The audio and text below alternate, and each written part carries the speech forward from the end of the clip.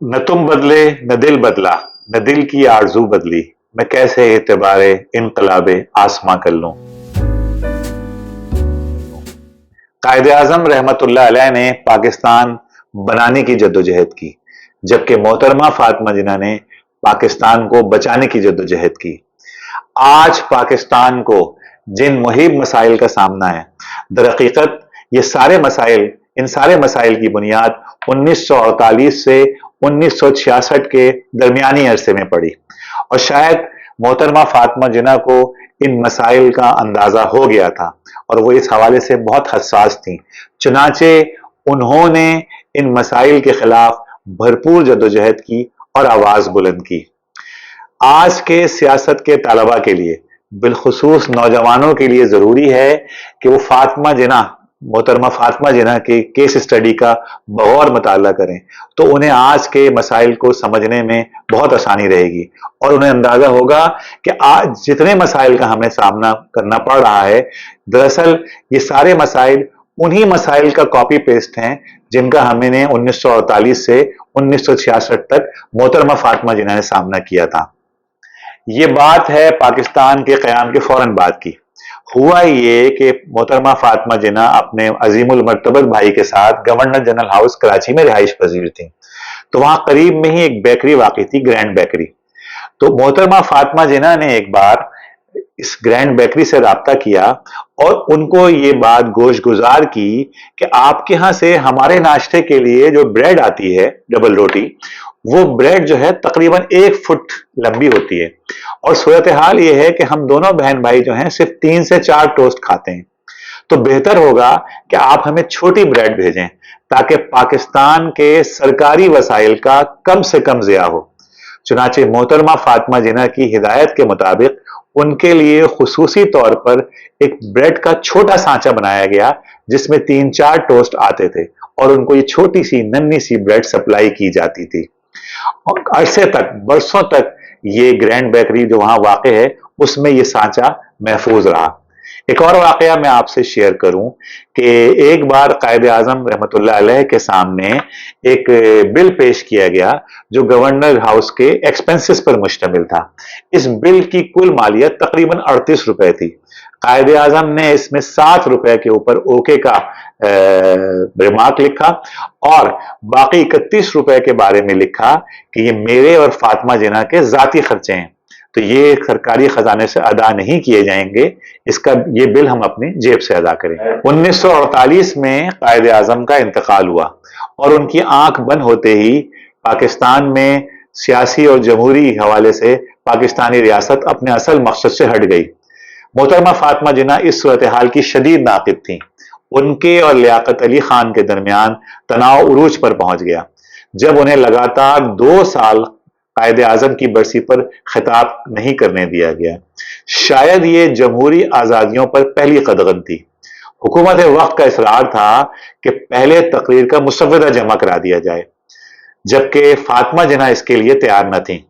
Bill आखिर कायद की तीसरी बरसी पर बादस खराबी बसियार उन्हें खिताब की इजाजत दी गई, लेकिन जैसे ही उन्होंने एस्टेब्लिशमेंट को निशाना बनाना शुरू किया, रेडियो पाकिस्तान की लाइट चली गई और हुकूमत पर उनकी तनकीद ऑन एयर ना हो सकी।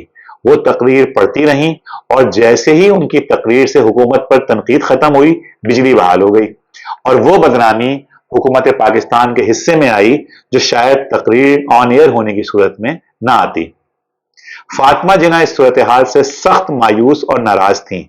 एम रजा पीर भाई अपनी किताब मादरे मिल्लत मोहतरमा फातिमा जिन्ना में लिखते हैं, अगर कोई माँ हकीकत में अपने बच्चे से मायूस हो गई तो वो मादरे मिल्लत होंगी और ये बच्चा रियासत पाकिस्तान है। 1952 में लियाकत अली खान की शहादत के बाद ब्यूरोक्रेसी, फौज और इलेक्टेबल्स का इत्तेहाद पहली बार खुलकर सामने आना शुरू हुआ। महलाती साजिशों के नतीजे में इक़्तिदार बंगाल के रुसवाए जमाना गद्दार मीर जाफर के पड़पोते इस्कंदर मिर्जा के हाथ में आ गया। यहां से सियासत में जुल्फ़िकार अली भुट्टो साहब का नुज़ूल होता है जो आज तक सिंध में जिंदा है। जुल्फ़िकार अली भुट्टो के इस्कंदर मिर्जा से जाती मरासिम थे। एक मौके पर मिस्टर भुट्टो ने उन्हें खत के जरिए बताया کہ ان کے والد صاحب نے انہیں خصوصی طور پر نصیحت کی ہے کہ انہیں ہر صورت میں اسکندر مرزا کا تابع اور فرما بردار رہنا ہے۔ اسی خط میں آگے چل کے وہ لکھتے ہیں کہ مورخ تاریخ جب لکھے گا تو اسکندر مرزا کا ذکر قائد اعظم سے اوپر ہوگا، لیکن جیسے ہی ایوب خان نے اقتدار سے معزول کیا اسکندر مرزا کو، بھٹو صاحب نے آؤ دیکھا نہ تاؤ اور اسکندر مرزا کی ڈوبتی کشتی سے چھلانگ لگا کر اپنے والد صاحب کی ساری نصیحتوں کو فراموش کر کے ایوب خان کے جہاز میں لپک کر چڑھ گئے اور ایوب خان کے منہ بولے بیٹے بن گئے۔ وہ ایوب خان کو ڈیڈی کہا کرتے تھے، ایوب خان کی کابینہ میں وزیر بھی رہے، ان کی پارٹی کے سیکریٹری بھی رہے اور بھٹو ایوب خان کے تمام جرائم میں شریک کار رہے۔ ایک اور لعنت جس کا آغاز اس دور سے ہوا وہ تھی ذاتی اور سیاسی مفادات کے لیے آئینی ترامیم، فلور کراسنگ کی حوصلہ افزائی اور پارٹی پالیسی کے خلاف ووٹ دینے والوں کی سرکاری سرپرستی۔ ایوب خان صاحب نے 1962 کا آئین بنایا تھا۔ اس آئین میں ان کو ترمیم کرنی مقصود تھی کیونکہ وہ چاہتے تھے کہ الیکشن کے دوران بھی وہ صدر مملکت رہیں۔ اب اس ترمیم کے لیے دشواری یہ تھی کہ آئین میں ان کو مطلوبہ اکثریت حاصل نہیں تھی، چنانچہ اس کے لیے پکڑ دکڑ کی گئی اور مخالف پارٹی کے لوگوں کو اپنے ساتھ ملایا گیا۔ اس حوالے سے میں قدرت اللہ شہاب صاحب کی کتاب کا حوالہ دیتا ہوں۔ وہ شہاب نامہ میں رقم تراز ہیں۔ جب قومی اسمبلی میں مطلوبہ اراکین کی تعداد حاصل کرنا دشوار ہو گیا تو حکومت نے دھونس، دھاندلی، لالچ اور فریب سے کام لے کر حزب اختلاف کے 8 اراکین کو ساتھ ملا لیا، جبکہ اس سے قبل خود صدر ایوب نے بڑے اہتمام سے سیاسی جماعتوں سے متعلق ایکٹ میں یہ شرط رکھوائی تھی کہ اگر قومی یا صوبائی اسمبلی کا کوئی رکن اپنی جماعت سے علیحدہ ہوگا تو اسے اسمبلی سے دستبردار ہونا پڑے گا، لیکن قومی اسمبلی کے ان 8 بھگوڑے ارکان کے خلاف کوئی کارروائی عمل میں نہ لائی گئی، بلکہ ان میں سے ایک کو تو بعد میں لاہور ہائی کورٹ کا جج بنا دیا گیا۔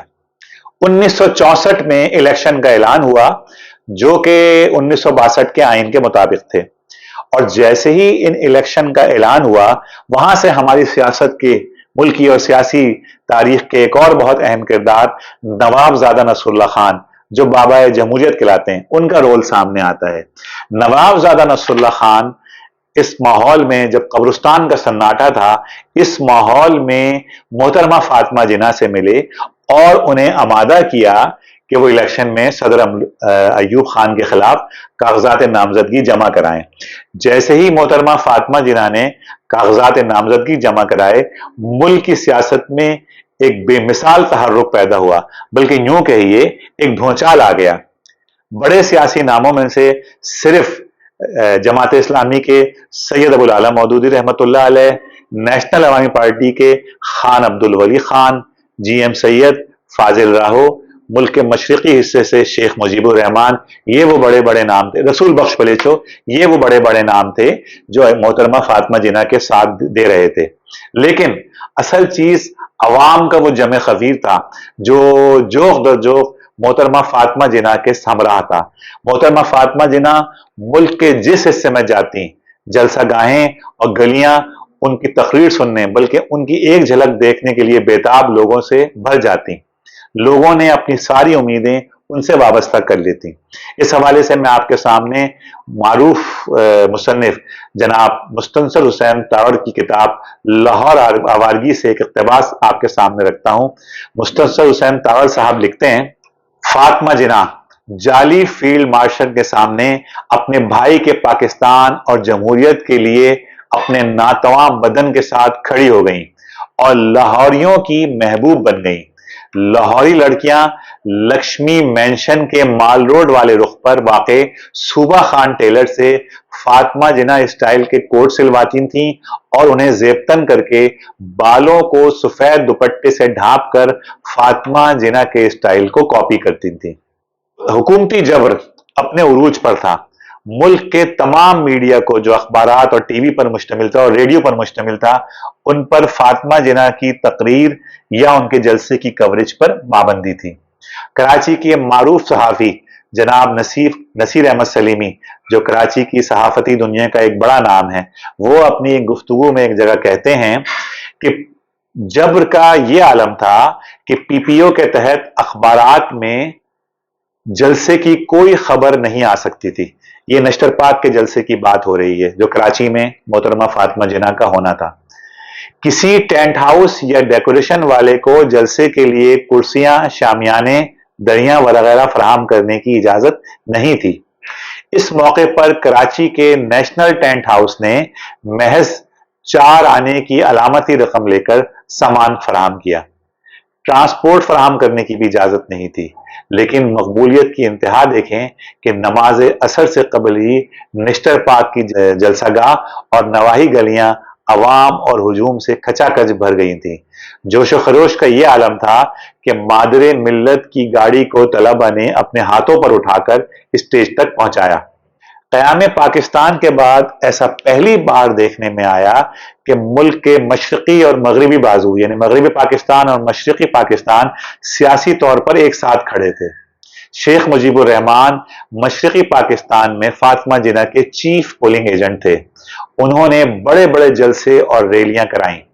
ڈھاکہ میں ہفتہ فاطمہ جناح منایا گیا۔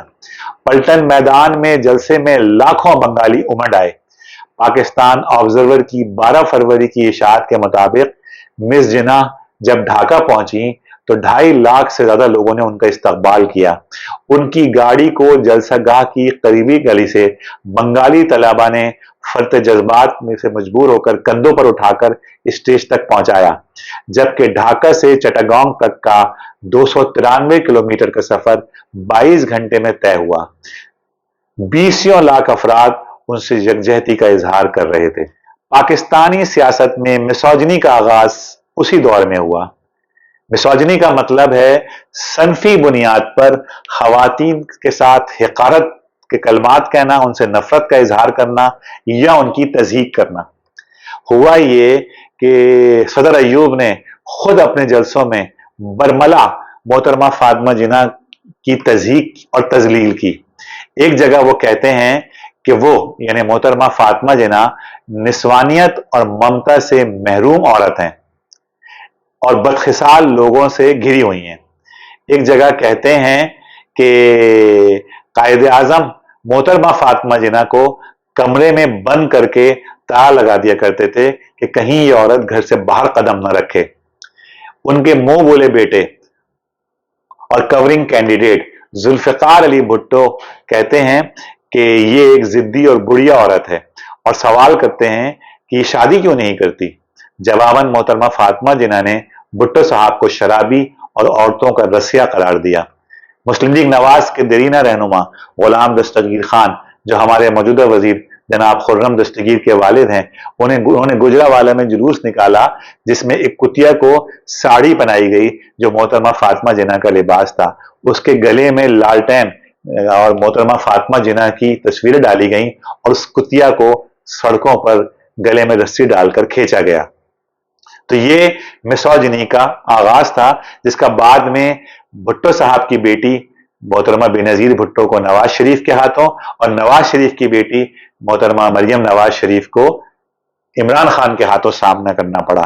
یہ تاریخ کا جبر ہے اور تاریخ کا سب سے بڑا فرق یہ ہے کہ تاریخ سے کوئی سبق نہیں سیکھتا۔ اسی طرح سیاسی مخالفین کو صرف مخالفت کی وجہ سے ملکی غداری کا الزام لگانا اور ان کو غدار قرار دینا اسی دور میں شروع ہوا۔ ایوب خان نے خود اپنی تقریر میں محترمہ فاطمہ جناح کو غدار اور ملک دشمن قرار دیا، ان کو انڈین ایجنٹ قرار دیا گیا اور ووٹر کو یہ کہا گیا کہ محترمہ فاطمہ جناح کو ووٹ دینے کا مطلب پاکستان توڑنے کی راہ ہموار کرنا ہے۔ ایک اور چیز جس کا اس دور میں آغاز ہوا وہ تھی سیاسی فتوی بازی کی صنعت، وہ اسی دور میں پروان چڑھی۔ علماء اور مشائخ کا ایک کنونشن بلایا گیا جس میں 650 علماء شریک تھے۔ ان علماء نے عورت کی حکمرانی کے خلاف فتویٰ دیا۔ پیر آف دیول شریف نے داتا دربار پر مراقبہ کیا اور کہا کہ داتا صاحب نے خواب میں نصیحت کی ہے کہ ایوب خان کی حمایت کی جائے۔ علامہ احمد سعید کاظمی نے ایوب کو ملت اسلامیہ کی آبرو قرار دیا۔ علامہ حامد سعید کاظمی اور پیر آف زکوڑی نے فاطمہ جناح کی نامزدگی کو شریعت سے مذاق قرار دیا۔ مفتی محمود نے ایوب خان کی حمایت تو نہیں کی، لیکن عورت کی حکمرانی کی وجہ سے وہ انتخابی عمل سے لاتعلق رہے۔ البتہ ان کی پارٹی کے رہنما غلام غوث ہزاروی ملک کے مختلف حصوں میں ایوب خان کے لیے دعائیں کرواتے رہے۔